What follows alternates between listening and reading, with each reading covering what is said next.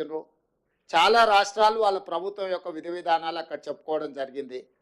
అందరినీ పరిగణలోకి తీసుకున్న తర్వాత ఇతర రాష్ట్రాల నుంచి ఇతర దేశాల నుంచి తెలంగాణ రాష్ట్రము అద్భుతమైన పెట్టుబడులను సాధించింది. దీన్ని అభినందించాలి. కడుపులో కుళ్ళున్నోళ్ళు, మా మీద అసూయ ఉన్నోళ్ళు అభినందించారు, ఏడుస్తుంటారు. ఏం చేస్తాం వాళ్ళని చూసి? ఇప్పుడు పెట్టుబడుల గురించి మాట్లాడుకుందాం చారి గారు. నేను మీకు ఒకటే చెప్పదలుచుకున్నా, ఈ మధ్య రీసెర్చ్లలో ఒక కొత్త జబ్బు ఏదో కనిపెట్టిండ్రు. అంటే డాక్టర్లు మన ఏదో మాట్లాడుతూ చెప్తాను, అటెన్షన్ సీకింగ్ డిజార్డర్. అంటే ఎక్కడికైనా పెళ్ళికి వెళ్తే పెళ్లి పిల్లగాని మీదనే ఎక్కువ అటెన్షన్ ఉందనుకో, ఆ పోయినో నేనే పెళ్లి పిల్లగాని అయితే బాగుండని. ఎక్కడైనా సావుకు పోయిండు, గొప్ప శవయాత్ర జరుగుతుంది అనుకో, అంటే ఈ శవయాత్ర గొప్ప జరుగుతుంది, నేను శవాన్ని అయితే ఇంకా బాగుంటుండని.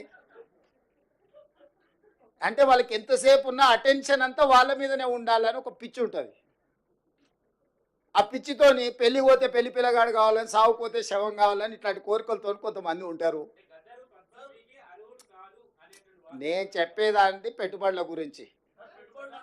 ఈ పెట్టుబడులు ప్రభుత్వము విధి విధానాలు మేము వెళ్ళి ఆకర్షించి పెట్టుబడులు తేవడంతో, అరే వాళ్ళు ఎట్లా ఆకర్షిస్తారు, నేను పోయినప్పుడు ఎవరు రాలేదేంది, ఇప్పుడు వీళ్ళు పోగానే ఇంతమంది వస్తున్నాయింది, ఇన్ని పెట్టుబడులు వస్తున్నాయిందని ఈ అటెన్షన్ సీకింగ్ డిజార్డర్ అనే జబ్బుతోని ఒక ఆయన బాధపడుతుండు, ఇంకొక ఆయన ఆయనకు మద్దతు ఇస్తుండు.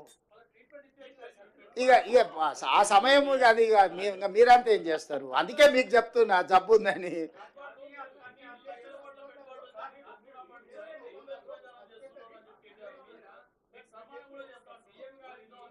ఏంటి అండి?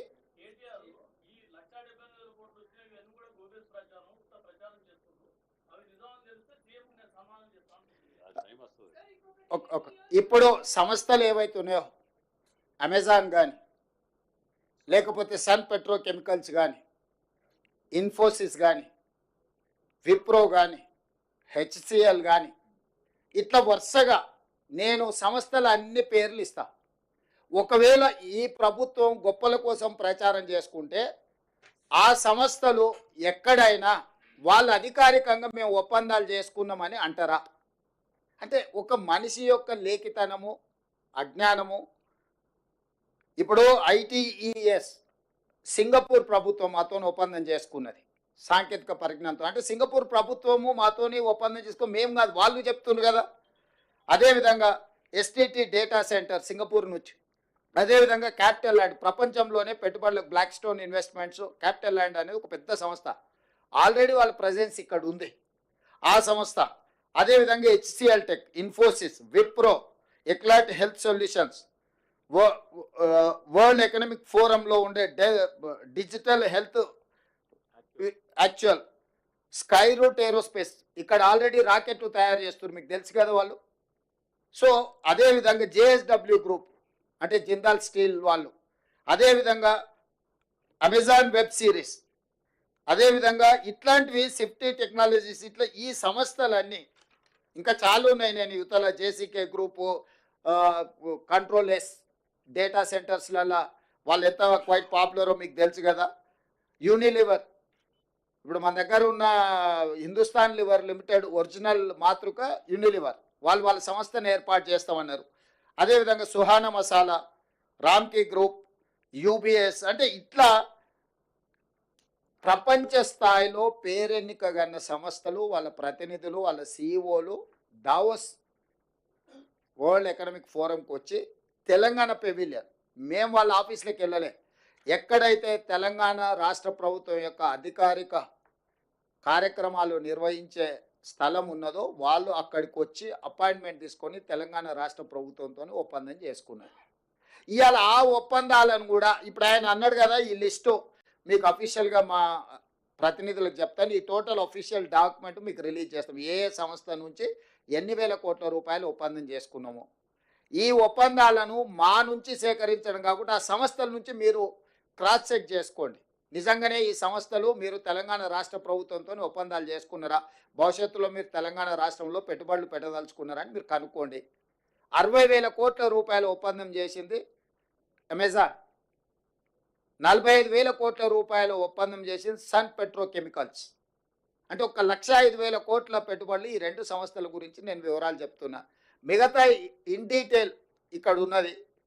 ఈ సంస్థలన్నిటిని కూడా మీరు పోయి వెరిఫై చేయండి. నిజ నిర్ధారణ కమిటీ వేసుకొని ఇప్పుడు ఈ లిస్ట్ అంతా దాదాపుగా ఎంతమంది సంస్థలతోని దాదాపుగా 25 సంస్థలతో చేసుకున్న ఒప్పందాలను 25 ఒక 3 28 సంస్థలతో దాదాపుగా చేసుకున్న ఒప్పందాలన్నిటిని కూడా ఆ సంస్థల వివరాలు ఎన్నెన్ని వేల కోట్ల రూపాయల ఒప్పందాలు వాళ్ళతో చేసుకున్నాం మీకు పూర్తి వివరాలు అందిస్తాం. మీరు పోయి ఆ సంస్థలతో క్రాస్ చెక్ చేసుకోండి.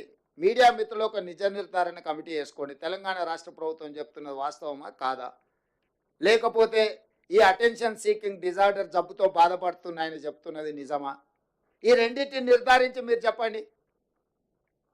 అసలు పెట్టుబడులు వస్తున్నాయంటే మీకు ఒకవేళ సంతోషం వ్యక్తం చేయడానికి ఇష్టం లేనప్పుడు మౌనంగా ఉండండి. ఈ అక్కస ఎందుకు, అసూయ ఎందుకు, కడుపులో మంట ఎందుకు? కాబట్టి మీరు కూడా ఏమంటున్నానంటే ఇట్లా మాట్లాడే వాళ్ళను కొంత నియంత్రించండి. ఎక్కడైనా మీకు తెలిసిన డాక్టర్లు ఉంటే చూపించండి, వాళ్ళకు వైద్యం చేయించండి. ఏమైనా ఎక్కువ తక్కువ అయితే సీఎం రిలీఫ్ ఫండ్ అని ఇద్దాము. తిక్కలోడు ఇదే కదా ఈరోజు ప్రెస్ మీట్ పెట్టిందే పత్రం, ఒప్పందాలు చేసుకునే శ్వేతపత్రాలు. ఇక మళ్ళీ కొత్తగా శ్వేతపత్రం ఏంది? ఆ శ్వేతపత్రం అనే పదం తెలుసా ఆయనకు? శ్వేతపత్రం అడిగేటానికి శ్వేతపత్రం అంటే ఏంది? White paper. వైట్ పేపర్ అంటే ఏంది? డీటెయిల్స్ ఇవ్వడం. డీటెయిల్స్ అఫీషియల్గా ప్రతి ఒక్కరితో ఒప్పందాలు చేసుకున్న ఫోటోలు వివరాలు అన్నీ మీకు ఇచ్చినాం కదా. సీక్రెట్గా ఉంటే, అన్డిక్లేర్డ్ డీటెయిల్స్ ఉంటే, ప్రకటించని అప్రకటిత సమాచారం ప్రభుత్వం దగ్గర ఉంటే మనం శ్వేతపత్రం డిమాండ్ చేస్తాం. ప్రభుత్వం పలానా సంస్థకు మాత్రమే వివరాలు తెలుసు, ప్రజలందరికీ తెలవాలి కాబట్టి వాటన్నిటిని కూడా మీరు విడుదల చేయండి అని అడిగేది శ్వేతపత్రం. అసలు ఎవ్రీడే ఏం ఒప్పందాలు చేసుకున్నాం వాటి వివరాలన్నీ మీకు ఇచ్చి మీరు ప్రచురించిన తర్వాత విత్ ఎవిడెన్స్ విత్ డీటెయిల్స్ సంతకాలు ఒప్పందాలు చేసుకున్న వాళ్ళన్నిటిని మేము ఇచ్చినాం. అదే శ్వేతపత్రం కదా. నేను అదే చెప్తున్నా, ఏదో పదం బాగుంది కదా అని అనేసి ఆ తర్వాత దాని అర్థమైందో తెలుసుకొని అర్రే ఇట్లా అనేది లేకుండా అని ఏ పిచ్చిపడ నేను రాహుల్